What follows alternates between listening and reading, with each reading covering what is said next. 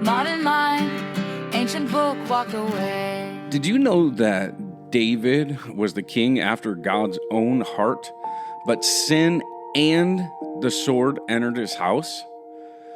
The book of Samuel intensifies the longing for a greater son of David. My name is Roger. I'll be your host. Welcome to another Modern Mind, Ancient Book, where we're going back to move forward. We're finding a love for the law, the prophets, and the writings. We're placing Jesus in his culture and context where we can meet him there and know him better. Last week, we saw David's house rise. This week, we see the fractured house of David.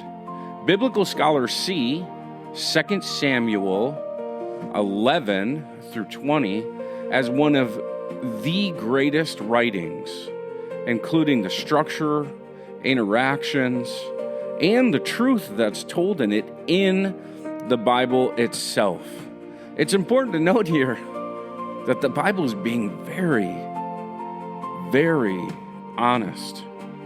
In week 3, it's important to note the literary shape. In A, it is called a chiastic structure where they cross with the center point. In part A, David sins, and on the other side of part A, David returns chastened. In part B, Nathan judges, and on the other side, the kingdom struggles under judgment. And C, Tamar is violated. And then on the other side, David mourns his violated house. And right in the center of it all, Absalom's rebellion, a beloved son of David. Without further ado, let's get started on this week. The big idea here is that the covenant with David remains, but the king himself fractures. The story turns from triumph to tragedy, showing how sin in the royal house radiates outward into family disorder, political rebellion, and national instability. The king, after God's heart, sins. The sword enters his house, and Samuel intensifies longing for a greater son of David. The opening scene is David and Bathsheba in 2 Samuel 11-12. After is Amnon and Tamar in 2 Samuel 13. Following, Absalom's revolt, 2 Samuel 14 through 18. And then David's return and a fragile kingdom results, 2 Samuel 19-20. Many scholars treat 2 Samuel 11 as a dramatic hinge. Before this, there was ascent. There was a great covenant keeper. There was nothing but victories. And it was an ordered kingdom. After this, it's a fractured family. A sword enters between family members, war and disorder. Then there's a succession crisis. The kingdom doesn't collapse, but innocence does.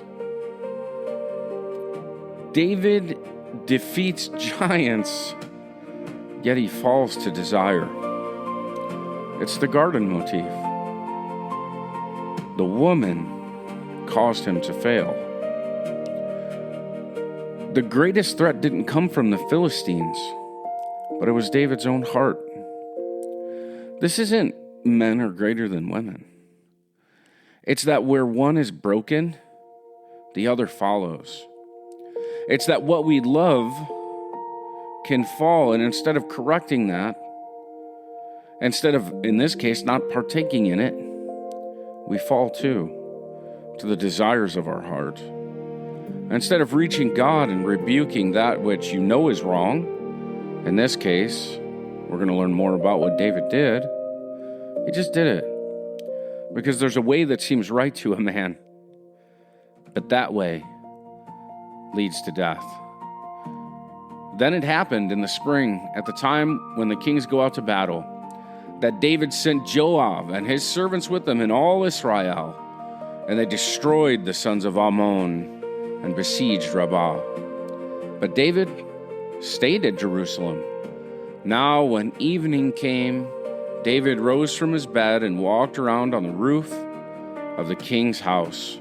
And from the roof he saw a woman bathing, and the woman was very beautiful in appearance. So David sent and inquired about the woman, and one said, "Is this not Bathsheba, the daughter of Absalom, the wife of Uriah the Hittite?" David sent messengers and took her, and when she came to him, he lay with her. Man. David had not yet met the challenge of the Ammonite rebellion following the Nahash's death. Does that ring a bell for anybody? Nahash? That's the very name of the one who is in the garden. He had not yet defeated the Ammonite threat, and they continued to challenge his authority. In the previous fight with Israel's army, the Ammonites had merely retreated behind the protective walls of Rabbah and remained unscathed. The proximity of Ammon and the tribal territories of Gad and Manasseh meant that David could not ignore this. Now, in springtime, when the men go out to war, they were sent, and David sent Joab, his commander, to Rabbah to conquer it a second time. David's timing for this was important. He was picking the anniversary date of the humiliation of Israel when they sent to offer condolences for the father's death. Now listen, then David said, "I will show kindness to Hanun, the son of Nahash, just as his father showed kindness to me." So David sent some of his servants to console him concerning his father. But when David's servants came to the land of Ammonites, they treated them poorly. They shaved half of their beards off, and they cut off their clothes so that their waists and below were exposed. They completely humiliated David and Israel. I want you to see something here. There's a principle here. First off, we should, and because we don't know the Bible, it's not translated to convey these Hebraic words and thoughts, we don't see that this name here, Nahash, this is the very one that was in the garden. This is the name of the one that's in the garden. This is supposed to take us back so that we see this. The Nahash, he is against God's people. You can't be allies with the Nahash. But David, in his goodness, he reached out to the son of the Nahash. And there he was humiliated. And this just goes to show that even with David's rise, with Israel's conquering, there's always this malevolence in the world, this darkness in the world that brings and causes and needs to see destruction, death, murder, killing. And David fell prey to it. It's something that we have to understand as religious people, that there is a war raging, and that war cannot be undone without violence. The lovely thing for us is that Jesus said vengeance is God's. And so we can wait in expectation for God to deal with these enemies. Instead, we just get to talk about the surpassing greatness of the King who came and laid down his life so that you might live before he comes to conquer his enemy. This is the message of Jesus. And the Nahash better watch out, because his servants, his people, his sons, they will be crushed. David is about to crush the Ammonites. He is the snake crusher. He's going to destroy the son, but then he's going to fall prey in the same way that Adam did in the garden for the woman's sake. I want you to think about that a little bit. You men out there, you have to have self-control. You have to fight that inner battle. You cannot give in to your desires. The woman will lead you astray, not because she's bad, but because you want to do the wrong thing. Take that to heart. And remember, the answer is not to do the wrong thing. Instead, it's to say, no, Jesus' name. Because of what he did for me, I will not do this evil thing. I will not fall prey to this evil thing. Lust and brokenness. Don't destroy your families. Don't chase after women that aren't for you. That's what David teaches us. Because when you do, brokenness enters your family, and so does the sword. Your children will pay. Your wife will despise you, and you'll despise your own life for what you've done. Now, Bathsheba wasn't just any woman. And it wasn't wrong for David to remain in Jerusalem. But I want you to go back to Samuel's prophecy. He said the king would take your men and your women, and he would send them and the men out to war, and your women would become cooks, and etc., and on and on. And he would take your crops, and that's exactly what's happening for David. He's at home, and I don't know if he's enjoying himself, but he certainly took the position of a king. And in his time with great power, where everybody would do what he said to do, it's exactly what he does. He goes and he does what he wants. Just like the men of old, they saw the women and they took them, whatever one they wanted. David ended up becoming like these Nephilim, these characters that were spoken of, because power corrupts. It's really important to guard your heart and your ways. If you have a position that's great, don't regard it as anything. Like Jesus did. He considered his position as nothing, made himself as a slave, and died as a criminal. That's the way we're supposed to be. Like Jesus. Now, David's house was located on the highest ground within Jerusalem in the old Jebusite fortress. And from his rooftop, he would have a commanding view of the city. From that place, he saw a woman bathing. Since no Israel house at that time had running water, you would bathe in the courtyard or you would bathe on the roof. Okay, and there's like no indication on her part that she wanted anything to do with this. But David, he noticed her and his desire was aroused. Now, when he sent messengers, they reported that she was the daughter of Eliam, the wife of Uriah the Hittite. Thus, she was the daughter of one of David's best fighters and the granddaughter of his most trusted counselor and the wife of one of his inner circle of honor soldiers. David was properly informed of this fact. For him to pursue Bathsheba was to commit adultery. But more than that, there was a Torah prohibition against this. He was going to break God's law. In Exodus, you shall not commit adultery. In Leviticus, you shall not have intercourse with your neighbor's wife. In Deuteronomy, you shall not commit adultery. And the penalty for these things? If there is a man who commits adultery with another man's wife, one who commits adultery with his friend's wife, the adulterer and the adulteress shall be put to death. If a man is found lying with a married woman, then both of them shall die. The man who lay with the woman and the woman. Thus you shall purge the evil. Regardless of David knowing this, he sent messengers to get her. He just lacked the will to resist. And she lacked the will to resist because he was powerful.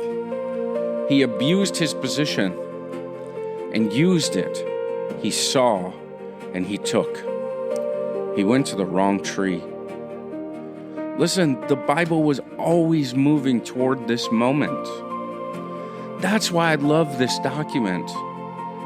Because it doesn't show men to be perfect.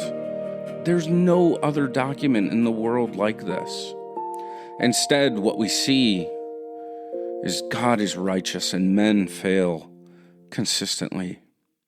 We see that the king we need is not the one that's on the earth on his rooftop, breaking the laws, but instead it's one yet to come.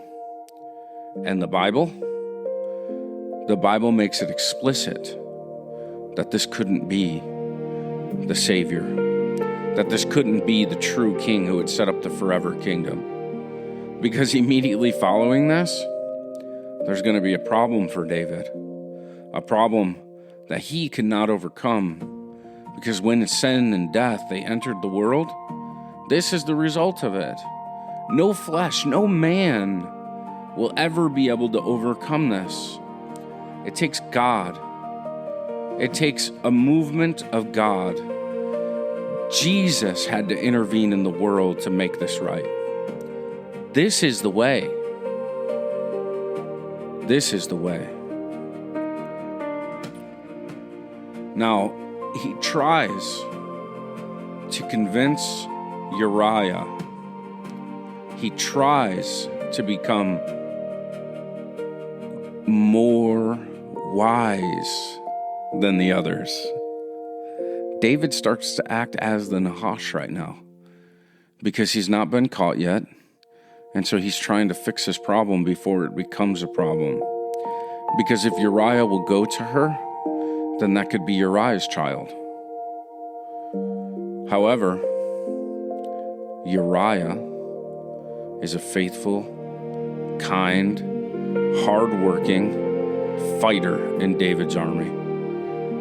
He's a professional soldier. He's faithful where David is unfaithful. David is an Israelite, the truest Israelite, the one from Judah, the one who rightfully rules. But Uriah is a Hittite. He's a Gentile who has become faithful to the ways of Israel. Uriah sets the tone for us. Uriah was righteous in this, and David was wrong. Just like Jesus was sold to Gentiles, Uriah was sold to be murdered and killed at the walls by David. This theme and this motif is strong in the Bible. Now, David sent the letter to Joab to kill Uriah in Uriah's hands. Uriah didn't know, but he's the one who carried his own death sentence. Oh, Jesus knew, didn't he?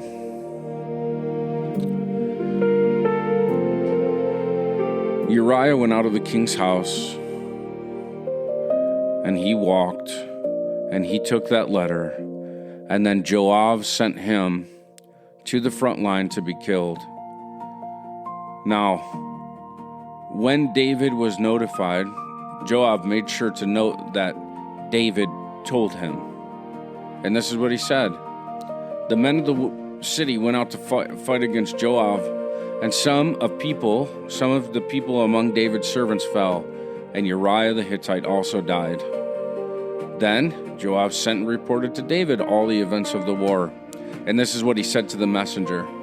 When you have finished telling all the events of the war to the king, and it happens that the king's wrath rises, and he says to you, why did you go near the city and fight? Did you not know that they would shoot from the wall? Who struck down Abimelech, the son of Jeruboshet? Did not a woman throw an upper millstone on him from the wall so that he died at Thebez? Why did you go near the city wall? And then you'll say, your servant Uriah the Hittite is dead also. So he did. The messenger said to David, the men prevailed against us and came out in the field, and we pressed them. Moreover, the archer shot some of our men, and they're dead, and your servant Uriah the Hittite also died. Then David said to the messenger, thus you shall say to Joab, do not let this thing displease you, for the sword devours one as well as the other. Make your battle against the city stronger, and overthrow it, so encourage him. Bathsheba heard that her husband was dead, and when her time of mourning was over, about 30 days, David brought her to his house, and that was evil in the sight of the Lord. Now Nathan comes, and he tells him there was a rich man with many herds in his flocks, and there was a poor man who had nothing except for one little ewe lamb. And he grew up, and that little ewe lamb grew up with the man's children, and it would eat of his bread and drink of his cup and lie in his bosom. It was like a daughter to him. Now a traveler came to the rich man, and he was unwilling to take from his own flock to prepare for the wayfarer who came for him. Rather, he took the man's ewe lamb and prepared it for the man who come to him. Then David's anger burned against the man, and he said to Nathan, as the Lord lives, surely what that man has deserves to die. He must make restitution for the lamb fourfold, because he did this thing with no compassion. And then David said to him, you are the man. And it was at this point that David knew that there was nothing that he could do to overcome the fact that God knew what he did. Now, how could this be a man after God's own heart? Well, it's what happens next. And this is why I love this book again. Because what you find here is a man who made a horrid mistake, a horrible, horrible mistake. A man who did something so incredibly evil, he should die. And then God tells him, I made you king over Israel, and I delivered you from the hand of Saul. I gave you your master's house and your master's wives, and I gave you the house of Israel and Judah. And if that had been too little, I would have added more to you. Why have you despised the word of the Lord and done this evil? You have struck down Uriah the Hittite with the sword. You have taken his wife as your wife, and you have killed him with the sword of the sons of Amnon, the sons who was led by Nahash. Now therefore, the sword will never depart from your house, because you've despised me. I've taken the wife of Uriah the Hittite to be your wife. Thus says the Lord, behold, I will raise up evil against you and your household. I will even take your wives before your eyes and give them to your companion, and he will lie with them in daylight. Indeed, you did it in secret. I will do this before Israel. Then David said to Nathan, and this is what makes David a man after God's own heart. I have sinned against the Lord. And Nathan said to David, the Lord has also taken away your sin. You shall not die. That right there, my friend, is messianic. This right here shows you that the law is not about the law. It's not about what is written exactly as it is written. It's not about the hard truth. It's about God showing you who you are, you realizing who you are, and Him, by grace, taking away your sin. Have you studied the law to know who you are? David knew it, didn't keep it, but then when he was confronted by it, knew his life was over, and he was willing to die, because there is a right and a wrong.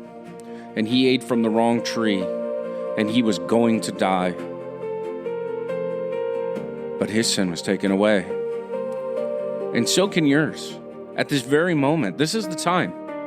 You stop, you close your eyes, you look up to heaven, pull over if you're driving. You say, Lord, take away my sin. I love you. I know who you are. But I want to know you more. I want to know what's truly right and wrong. And I want to be forgiven so that I might give you treasures. That I might live for you, for your glory, for your kingdom. that I might find a love for the law, the prophets, and the writings, and learn to see Jesus for who he truly is. He's the son of David. He's the greater David. He's the one who didn't fall to the woman, to the Nahash. He didn't go to that tree. Instead, he went to the death. He went to be cursed so that he could redeem you. Before you were ever clean, before you ever did a thing, that's what Jesus did for you.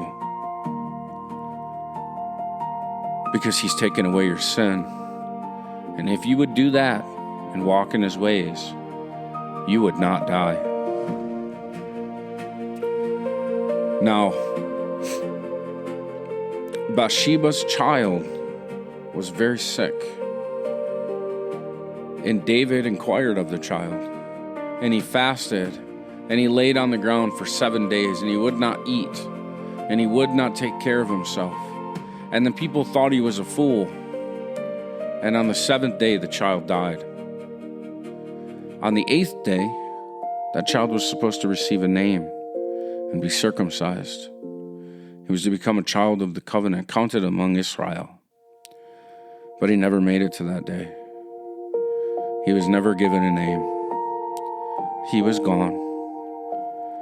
And David tried so hard and prayed and cried out for this to take place.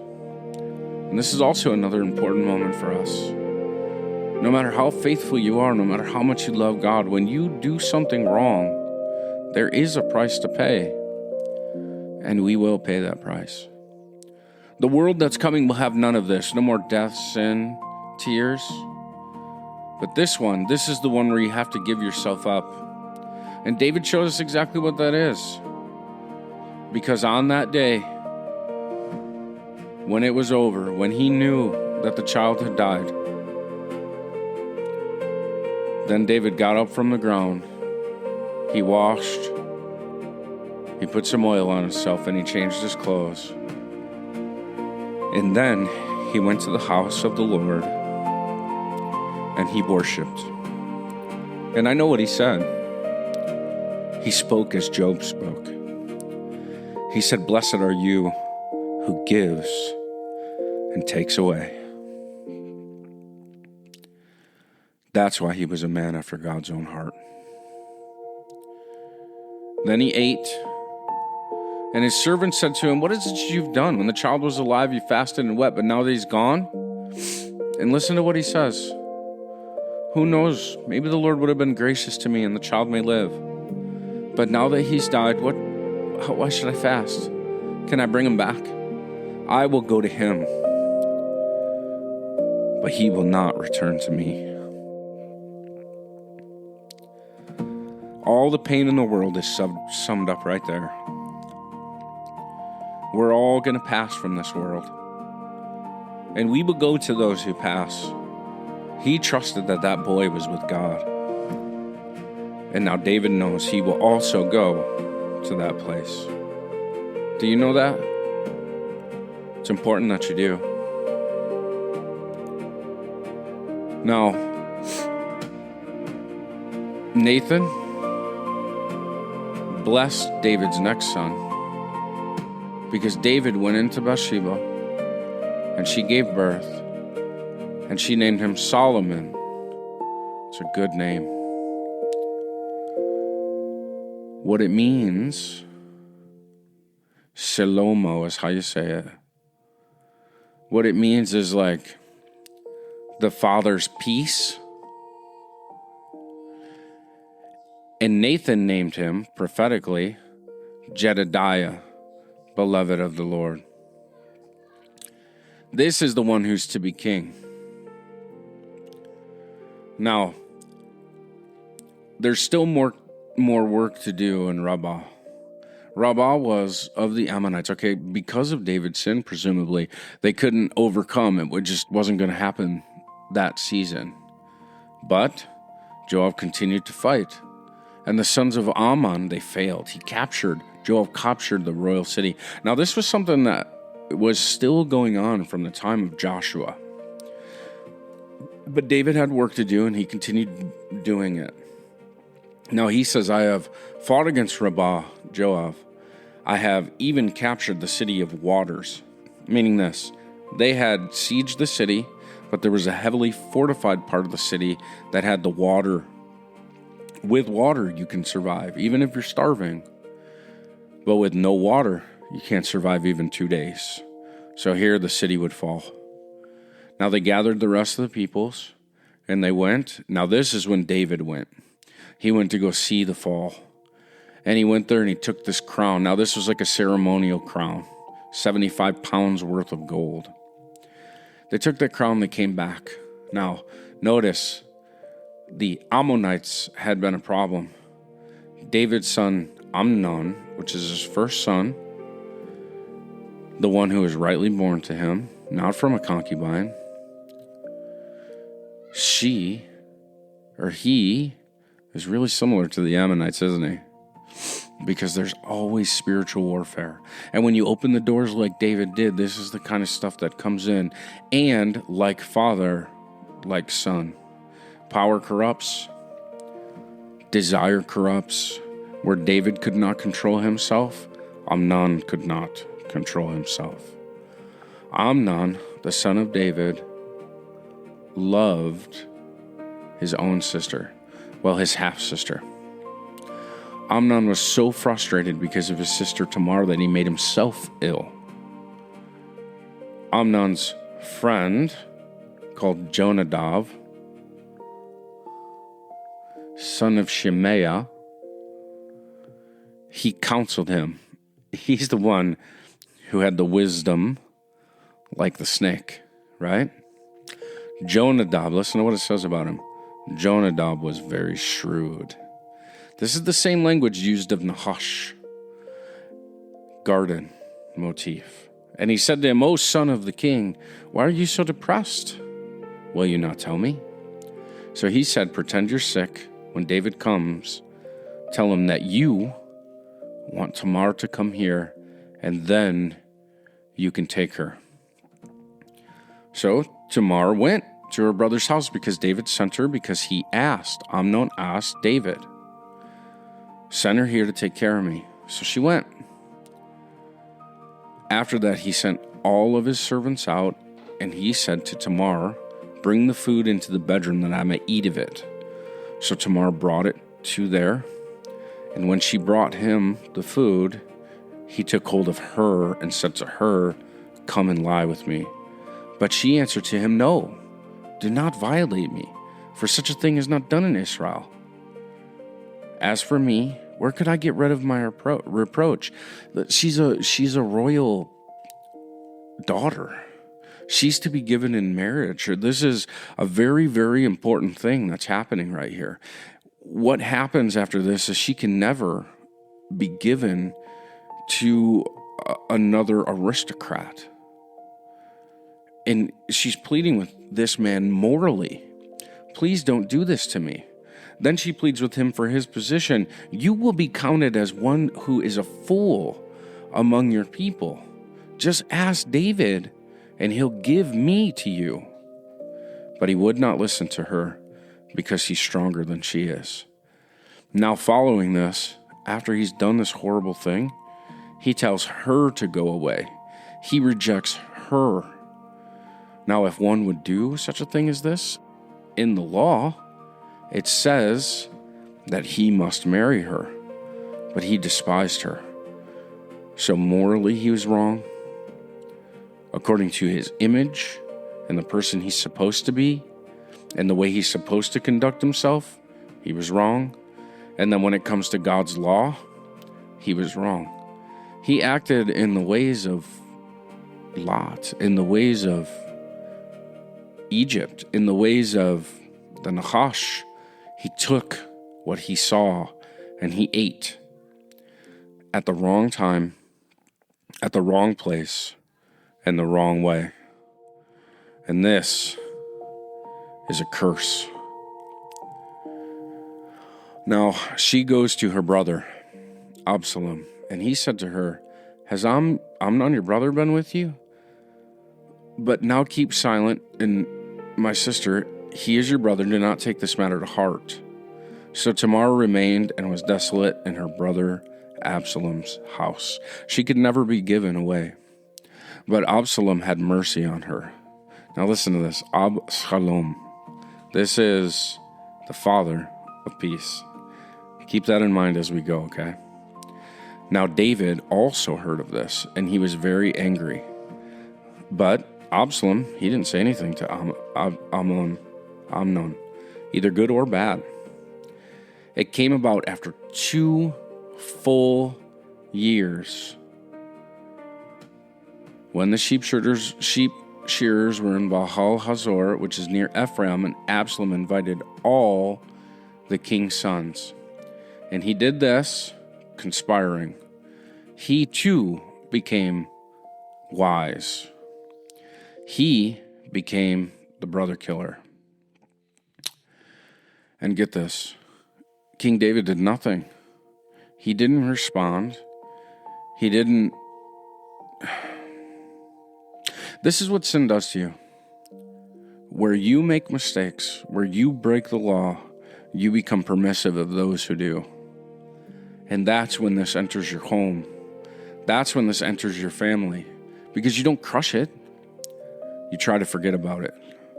How many families are full of sin because one partook, and then when others began to do the same, it was excused? Now, while Amnon's heart was merry, and he wasn't expecting anything to happen, Absalom gave his servants permission to kill Amnon, and that's what they did. All the king's sons rose after this, and they fled.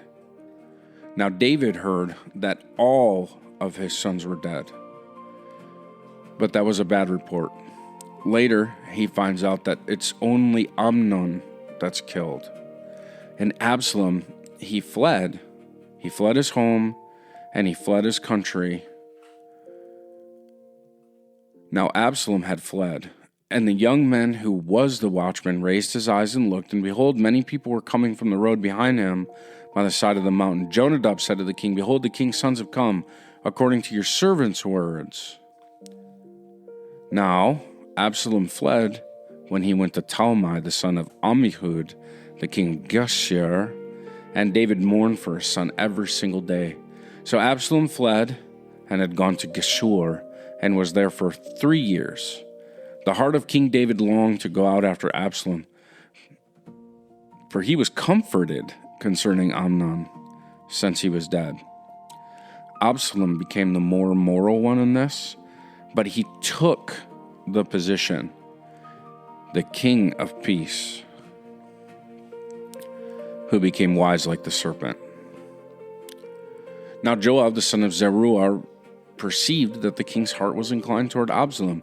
Now Joab becomes wise like the deceiver, and he sends a woman, and the woman goes to David, and David recognizes who she is, that Joab sent her.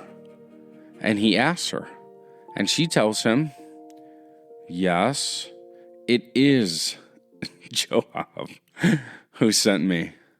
And she said, please let the king remember the Lord your God, and so that the avenger of blood will not come to destroy, otherwise they will destroy my son. That's what she was arguing. Now, David, once he heard this, he gives Joab permission to go and get Absalom, which he does. So the king said to Joab, behold, now I will surely do this thing. Go therefore, bring back the young man Absalom. Joab fell on his face to the ground, prostrated himself, and blessed the king. Then Joab said, today your servant knows that I have found favor in your sight, O my lord, the king, is that the king has performed the request of his servants. Okay, there we go. So Joab arose, went to Geshur, and he brought back Absalom. However, the king said, let him turn to his own house. He didn't want to see him because of what he did, even though he respected it. Now, like Samson, right, there's this hair thing. When he cut this is for Absalom. When he cut the hair of his head, and it was the end of every year that he cut it, for it was heavy on him, so he cut it. He weighed the hair at 200 shekels by the king's weight. And to him there were born 3 sons, and 1 daughter whose name was Tamar. She was a woman of beautiful appearance. He honored his sister. He was continually taking care of his sister, by the way. Now Absalom lived 2 full years in Jerusalem, and he didn't see the king's face. Now this is where Absalom gets impatient. Absalom sent for Joab and said to the king, "Hey, I want to see my dad." And he said no. So Absalom set fire to the field. He was acting just like Samson. You see the hair connection here? He saw himself as a judge and a deliverer and a righteous one. He saw himself as bringing back the ways of the judges, as a true and rightful king, the one who deserved to be on the throne. He was reenacting Samson. Then Joab arose and he went to Absalom's house and he said, "What are you doing? Why are you burning my field?" Absalom answered him, "Behold, I sent to you, but you never came. Now, if there's iniquity, put me to death." So Joab came to the king and told him. He called to Absalom, and thus he came to the king and prostrated himself to the ground. Now, when it came about this, Absalom provided for himself a chariot and horses and 50 men. He didn't want to be with the king. He wanted to be in the capital. He wanted to take his seat as the king, but he needed to be in Jerusalem. Absalom used to rise early and stand behind the way to the gate. And when any man had a suit to come to the king for judgment, Absalom would call to him and say, "From what city are you?" And he would say, "Your servant is from one of the tribes of Israel." Then Absalom would say to him, "See, your claims are good and right, but no man listens to you on the part of the king." Moreover, Absalom would say, "Oh, that one would appoint me judge in the land." See, he's looking back to the prior days, to the previous days. He's trying to recreate what is gone. He's going back and trying to undo what his father is, because he sees himself as the righteous one, as one like Samson. Then every man who has any suit or cause, they would come to me, and I would give him justice. And when a man came near to prostrate himself before him, he would put out his hand and take hold of him and kiss him. In this manner, Absalom dealt with all Israel who came to the king for judgment. So Absalom stole the hearts of the men of Israel. How? By being more wise, by misleading, by questioning the words of the king. Does that sound like someone you know? Now it came about at the end of 40 years that Absalom said to the king, "Let me go and pay my vow which I vowed to the Lord of Hebron, or had vowed to the Lord in Hebron. For your servant vowed a vow while I was living in Geshur and Aram, saying, If the Lord shall indeed bring me back to Jerusalem, then I will serve the Lord." The king said to him, "Go in peace." So he arose and went to Hebron. But Absalom sent spies throughout the tribes of Israel, saying, "As soon as you hear the sound of the trumpet, then you shall say, Absalom, he's king of Hebron." Then 200 men went with Absalom to Jerusalem, who were invited, and they went innocently, and they didn't know anything. He's deceiving people. And Absalom sent for Ahithophel, the Gilonite, and David's counselor, from his city Gihon, or Gilo. While he was offering the sacrifices, and the conspiracy was strong, for the people increased continually with Absalom. He was dividing the people. You see how there's in one house the seed of the woman and the seed of the Nahash, the deceiver. Then a messenger came to David saying, "The hearts of men of Israel were with Absalom." David said to all of his servants who were with him in Jerusalem, "Arise and let us flee." David was driven out. And remember the prophecy earlier from Nathan, that I would give to your companions your wives, and they would do this thing in the daylight? That's exactly what Absalom does. He does this at the counsel of a wise one, right? So you can see there's all these motifs here happening.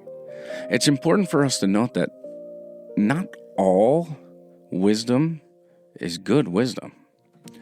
If it's about getting over on something or taking what is not yet yours to have, that's not God's way. Just remember that as you go through life. Now, Ahithophel was the greatest counselor, okay? And it's noted that he's with Absalom. So David said, "O Lord, I pray that you make the counsel of Ahithophel as foolishness." So Hushai, another counselor, came to David, but David says, "Don't come with me, go back." And that's what he does. Now, he and the priests, they feed information to David throughout this process. And it's because of that they're able to survive. But there's one other appearance here.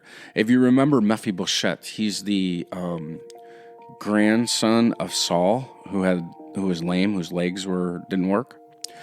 Well, his servant Ziba comes to David with summer fruits and bread and wine, and he says that Mephibosheth is looking for the kingdom to return to him, and he thinks that this is his opportunity. And then David gives all that was Mephibosheth's to Ziba. So he usurped the kingdom of Saul by lies. You can see how spiritual warfare works. It starts in one way and it just spreads through everything. Once sin enters, it is cancerous.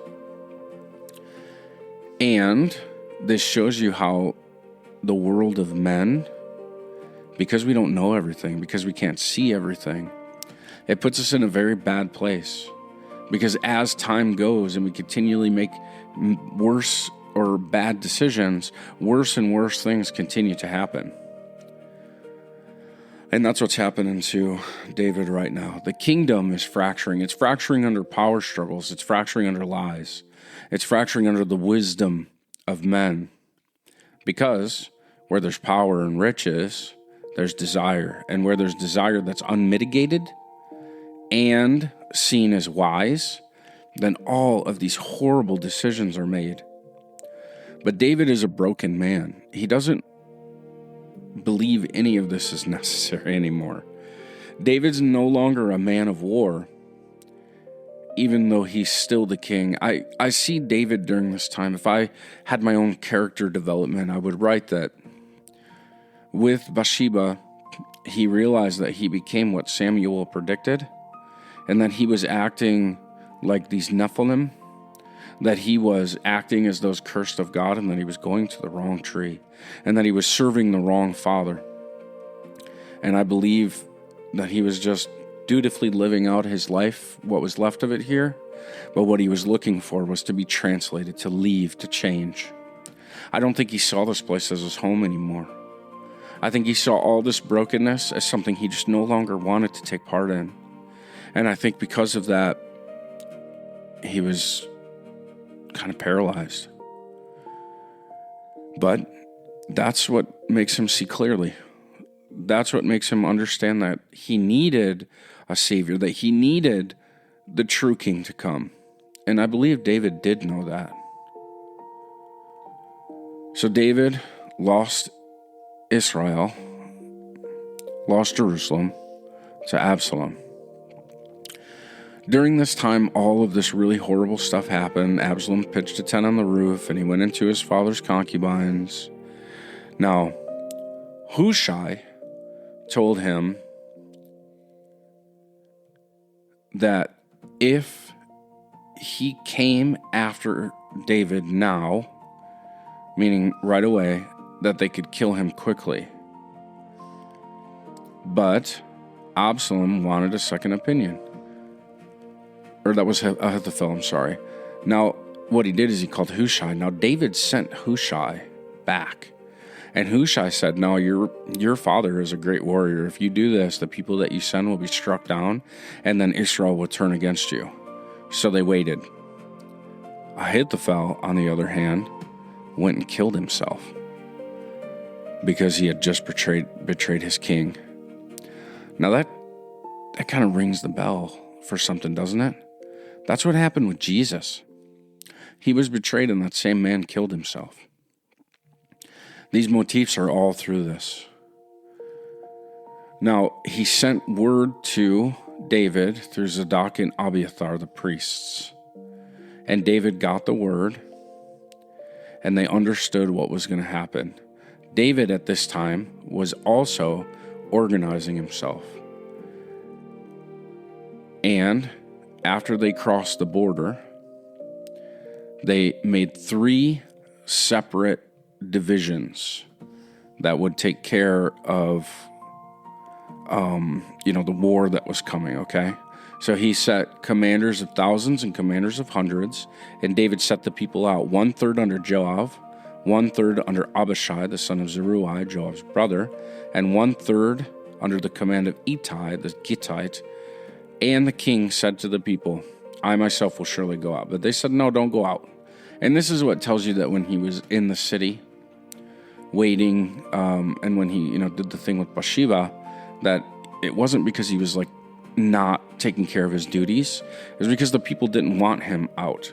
And at this point, I'm pretty sure he welcomed that because he didn't see this as the way that he wanted to be anymore. But nonetheless, the people of Israel were defeated before the servants of David. Yet another civil war. And the battle was spread all over the countryside. And the forest and the sword devoured the people. The trees and the sword. It's really important to see that motif here, because Absalom was riding on his mule, and the mule went under thick branches of a great oak, and his head got caught in the oak. So he was left hanging. He was hung on a tree. While the mule was under him, it kept going. Now certain men saw it. They told Joab. Joab said to a man, go kill him. But that man refused. And so Joab went there and he drove 3 spears into his side. He was hung on a tree and had a spear drove into his side. I believe that Jesus redeemed this whole thing. I believe that the Father of peace, Absalom, you see that? The Father of peace redeemed this whole thing. That all of this brokenness Jesus paid for by being hung on a tree and having a spear drove into his side. Just like Absalom. I believe he corrected this specifically for David. I believe Jesus went to the cross to redeem David because David's sins would be forgiven. Now David was grief-stricken because of Absalom. He loved his son and he mourned. And what did Jesus tell us? Don't rejoice over the death of your enemies. Love your neighbor as yourself and bless your enemies. But Joab was not like that. Not at all. He still had to run the kingdom. And this is why I say his heart had changed. To me, it was like the change in Jacob when he became Israel.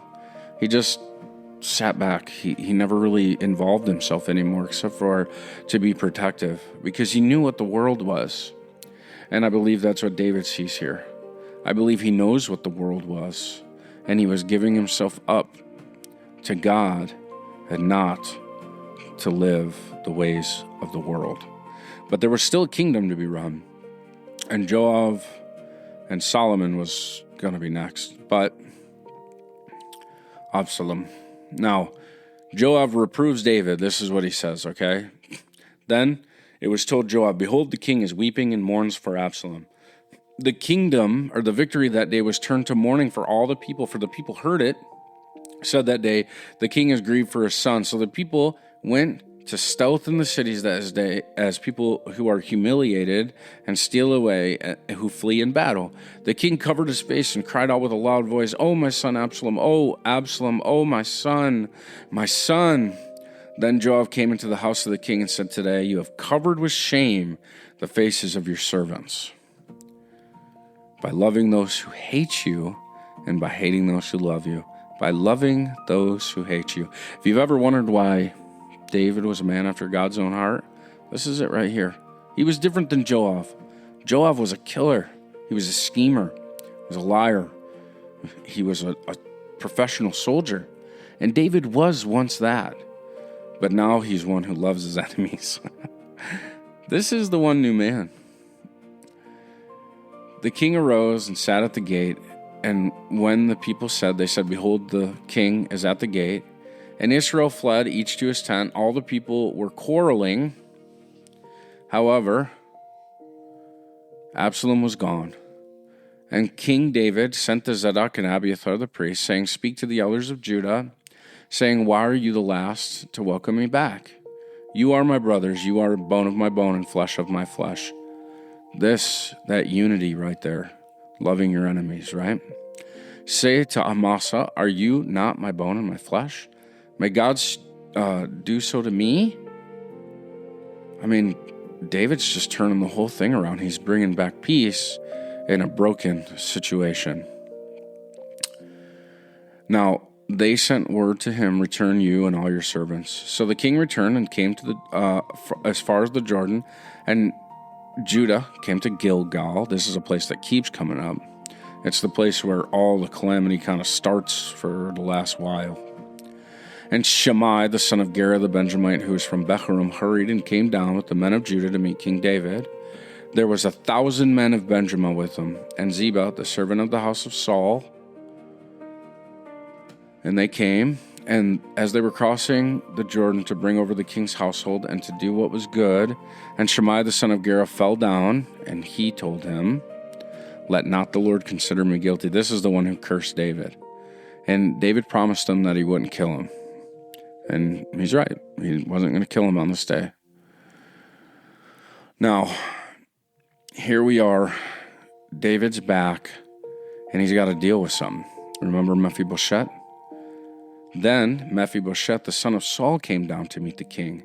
And he had neither cared for his feet, nor trimmed his mustache, nor washed his clothes from the day the king departed.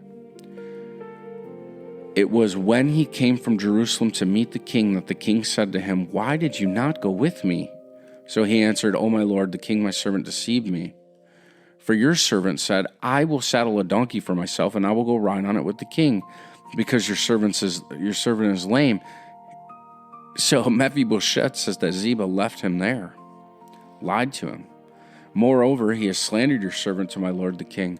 But my lord the king is like an angel of God. I imagine this, that when Ziba came back, he said, David gave all your stuff to me, you lame whatever you are. He told him exactly what happened. And there was nothing that Mephibosheth could do because Ziba was running all of his household. And now legally it was his. And Absalom was never going to stand against what Ziba wanted. He didn't have any respect for David. Now, this is what's wonderful about Mephibosheth. I love this part. So the king said to him, why do you still speak of your affairs? I've decided you and Ziba shall divide the land. David just, it was about peace at this moment. And this, Mephibosheth said to the king, let him even take it all, since the king, my lord, has come safely to his own house. This is the man who will enter the kingdom to come. Right there. The one who doesn't care for this world. The one who doesn't need anything but is only looking for the king to come. So there's a few other folks that come down. One who helped David, a guy named Barzillai. And he sends his son. David says, come with me to Jerusalem. But Barzillai sends his son because David wants to honor him for taking care of him. And these are all like royal documents. I don't know if you caught this earlier, but when Joab sent the letter to David, there's a mention of Abimelech who was killed by a millstone thrown down from a woman on top of the wall. It's because these were documents that were used in the king's court. They were used for learning warfare. They were official documents. I mean, we are so privileged to be able to read these and learn these things that we should have a great love for these. It's really just wonderful to have these opportunities to learn and love these things. And I hope that you've been enjoying this. So that being said, behold, all the men of Israel came to the king and said to the king, why had our brothers, the men of Judah, stolen you away and brought the king and his household and all David's men with him over the Jordan? They acted like they didn't know what was going on. But I want you to see here how Judah and Jerusalem are separate now from the other tribes. You're going to see this a lot in the New Testament. And if you understand that the Judeans or the temple authorities are not the same as the other people, this is where you can really learn this, because this division started in Judges. The northern 10 tribes, the southern 2 tribes, and particularly the Judeans, or the place of Judah, they had a different way of seeing things because the temple was not always respected, and those who had it basically violently protected it from outside influences, even from their own countrymen, as they were not faithful, right? So the men of Israel answered the men of Judah and said, "We have 10 parts in the king, therefore we also have a claim on David. Why then did you treat us with contempt? Was it not our advice first to bring back our king?" Yet the words of the men of Judah were harsher than the words of the men of Israel. In chapter 20, Sheba revolts. It's just never ending from this point. There's nothing that's going to change things. This is the underlying facts that are going to continue in this world, even though Solomon is coming, because people just can't get along because of power, right? So, Joab, he goes and deals with it. There's a man named Amasa who's eventually killed. He was the leader, the conspirator. And it's, Joab that puts it down. And because of this mighty man, the kingdom is held together for now, right? But, there's a time of peace, and it's a good thing. And listen to Joab. Far be it from me that I would swallow up or destroy. Such is not the case. But a man from the hill country of Ephraim, Sheba, son of Bichri by name, had lifted up his hand against King David. Only hand him over, and I will depart from the city. Now, this wise woman in the city, she cuts off his head, throws it over to Joab, and the war is over. And there you go. Violence, heads, crushing, destruction. Nothing good is happening. The kingdom has collapsed on itself. Let's do a few names and we'll close here. Okay, so Bathsheba is the daughter of Oath. Uriah, get this. Yahweh is my light. He's the Ruth of the book of Ruth in Samuel. Yahweh is my light. This is like a full convert. He loved God, and he's treated this way. Oh my goodness. What a turnaround of events. I hope that you've enjoyed this. This, again, is a major turning point, and it's all that future stuff, all right? See, we're always continually looking forward to another king because the Bible can't be satisfied with men. That's what we're learning. So, listen to this. Week 1, why human kings fail. Week 2, how covenant kingship is promised. Week 3, why even David cannot be the final king. And that's Samuel's ache. That's what he's writing about. The covenant stands, the king falters, the promise waits.